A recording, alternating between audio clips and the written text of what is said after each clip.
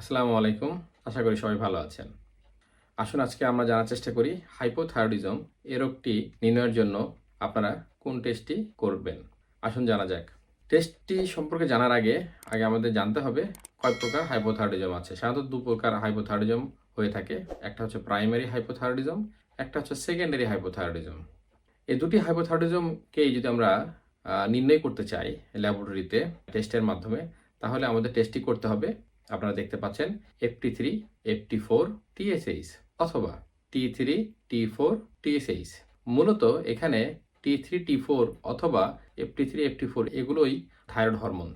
আর TSH হলো pituitary hormone. এখন আসি আমরা জানার চেষ্টা করি যে এর মধ্যে কোনটি বেশি অ্যাকুরেট। অ্যাকুরেট হলো FT3, FT4, TSH। ফ্রি হরমোনগুলো সবচেয়ে বেশি অ্যাকুরেট। এখন কোশ্চেন হচ্ছে, অনেক রোগীরা বলে থাকে যে স্যার আমাদের কি সবগুলো টেস্টই করতে হবে? না, হাইপোথাইরয়েডিজম নির্ণয়ের জন্য সবগুলো টেস্ট করার দরকার নেই। শুধু যদি আমরা FT4 এবং TSH করি, তাহলেই কিন্তু আমরা প্রাইমারি এবং সেকেন্ডারি দুটো হাইপোথাইরয়েডিজমই আমরা নির্ণয় করতে পারবো। আপনারা বুঝতে পেরেছেন যে কারো মধ্যে যদি হাইপোথাইরয়েডিজমের রোগের লক্ষণগুলো থাকে, তাহলে কোন টেস্টটি করতে হবে।